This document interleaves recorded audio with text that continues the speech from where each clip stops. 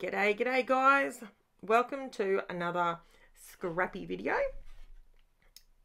Right, I'm going to start off today by saying I've left some extra long bits in here purely because I wanted to have a chat like you're in the room with me, and I wanted to just chit chat for a minute.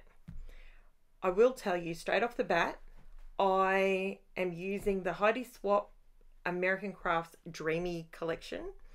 I absolutely love this pattern, but it was a bit too busy for me to use in a solid background, so I cut it down into hexagons. And I used my creative memory punches, and I used everything from a 3/4 inch to a 1.5 inch. Right, now I've got that out of the way. That's the questions that you would probably be asking yourself.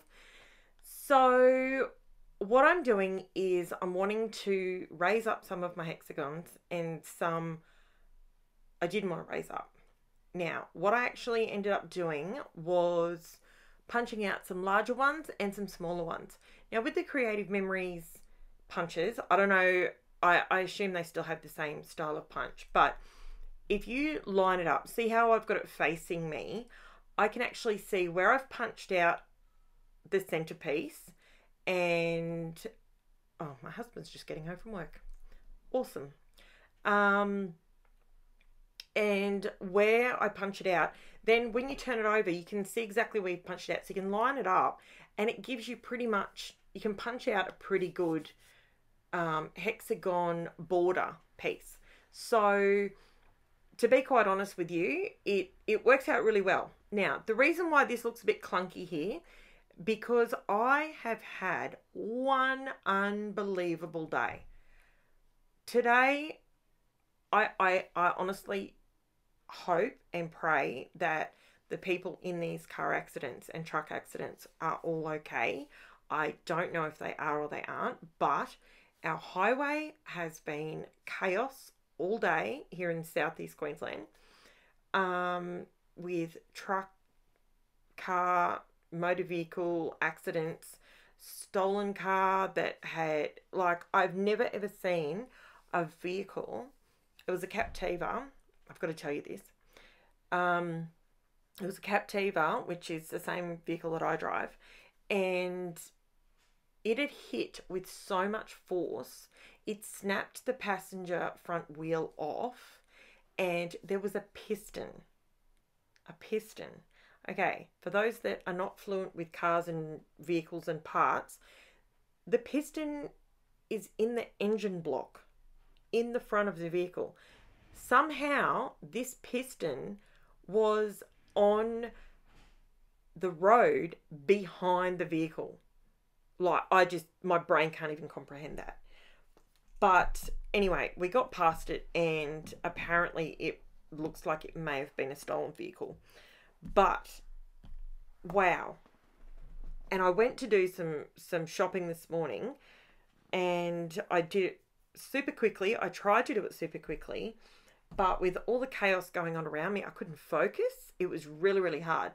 And then when I got home, I then had, because I had a child home sick from school today as well. So by the time I did all of that, and then I sat down to scrap, I had this already planned out in my head. I knew what I was doing today. I woke up this morning, and it was the first thing that hit me. I wanted to do hexagons, and I knew I wanted to use this pack. And so it was easy for me, but for some reason, it really dragged on. I think I just took advantage of the fact that I knew what I was doing, and I was scrapping like I wasn't being recorded. I was scrapping old school, the way I normally would if I didn't have the camera on. So if you can hear any noises in the background, that's just because my husband's just got home from work. So he doesn't realize that I'm in here doing a voiceover, because I normally do these in the morning when he goes to work, and yeah, the kids are out of the house and so on. But I wanted to get the jump on tomorrow because today was so chaotic. I was trying desperately to get 2 videos done today. That was never going to happen, I can tell you now. So tomorrow I will try and get 2 videos done. But I wanted to get this done. So what I've done is I've gone around the hexagons with Distress ink in Victoria Velvet. And I love that colour. It is so nice. And then what I wanted to do, this particular paper that I chose for the background piece already has tiny little spots on it, white spots. But what I wanted to do is I wanted to raise them up and give them some texture. But I didn't want to take away the starburst look. Like, I wanted that to still be there. So I'm using modelling paste. I'm just using the Montmartre one. I get it from any of my cheap $2 shops, and it's $15.99 for a big pot of it that lasts forever. And I'm using my darkroom door stencil. It's a small stencil. It's 4.5 by 6 inch, and it's called Dots. And they are almost exactly the same size, dots, as what is already on the page. However, I didn't want to lose the starburst look. So I just grabbed some distress ink and I grabbed antique linen, believe it or not. Seemed to match pretty well. Now, these little starbursts at the top, they're actually more of a peach colour, but I thought I'll just keep it yellow and not make it too full on, but just a little bit so you can see that see how it's just highlighting it. So I wasn't actually going over the colour, so to speak. And I just to sort of bring those lines back forward again and have the texture still there. But yeah, that's how I wanted that to look. And because I wanted the texture on the page, and it turned out really, really good. I love it, how it turned out. And I've been wanting to use that stencil. I actually got that stencil from Crazy Craft Obsessions. They may still have some in stock. I will endeavour to link that down below in the description, along with all the inks that I use. Everything that I use, I link below for anybody new to my channel. This is something that I do. It's something that I've noticed anyone with any longevity that is genuinely trying to create a channel to help people grow in their craft. So what I'm actually doing, and the reason I'm doing my channel, is to guide you guys wherever you are in the world, guide you in a direction that maybe hasn't been put out there. It might not be, you know, the latest trendy thing. It may not be the latest paper pattern. It might be an older set. It might be something that I've picked up from a junk shop. Or like yesterday, I did a video using deli paper, you know. So it just, and the reason I do what I do, and the reason I keep saying please subscribe and please like, please share, is because I like to teach and I like to share my knowledge. I think knowledge is only power if you share it. Because if you're imparting just 1% of your something that you love, I have an issue. I'm an Aussie, okay? I have an issue saying my talent. I don't cope. I just was never raised to self-praise myself. So I like to think of it as if you want to know, I'm more than happy to teach. And this is the vessel that I've chosen to teach the craft that I love. Memory keeping along with a bit of artistic flair. Something that you can keep in albums for your children, for your grandchildren. I've got one child out of 3 that has developed my eye for colour and pattern. So, sorry, I just have to have a drink. Sorry. I'm drinking something that's raspberry, and every time I have a mouthful, I need a drink, but every time I do, it like dries my mouth out. It just matches the day I've had, okay? maybe I should have had alcohol by this point, but anyway, I can't drink alcohol. But anyway, so what am I doing? So now what I've done is I've actually gone around the edge of, if you look at the hexagons at the beginning versus looking at them now, you can see there's a darkish line around them. And that's from the Victorian. That's what happens when you just take that one extra step. I've had a lot of people commenting to me, and they're sort of saying, like, why do your pages, what is it that's, why do they stand out like that? Like, I don't get what you do that's different.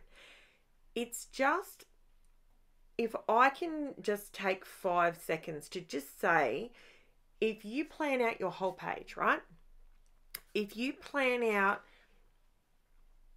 and go, okay, I want to do hexagons. I like that paper. That's what I'm going to do. All right, now that's your plan. Now think of one extra thing that you can do over and above what you were thinking of doing that might help your page pop. It might be pen work. It might be drawing a border. It might be inking a border. It might be adding some mixed media to the page. It might be going around your punched out hexagons and just sit there and just listen to some music and zone out and go around the edges. That's it. Now I'm going to draw your attention to where I stuffed up, and I've left it in here just for you guys because I know you love a good stuff up. So what I did is I used my CRICUT to cut out my title. I haven't used my CRICUT in a week or two, so I thought I would do this. Anyway, I've gone over it with my Distress Oxides, Evergreen BOUGH and Scattered Straw. Now, check this out. This is what happens when you stuff up. So, I'm still using it because I'm not wasting it, and I'm showing you that even if it's stuffed up, you can still, yes, it takes longer.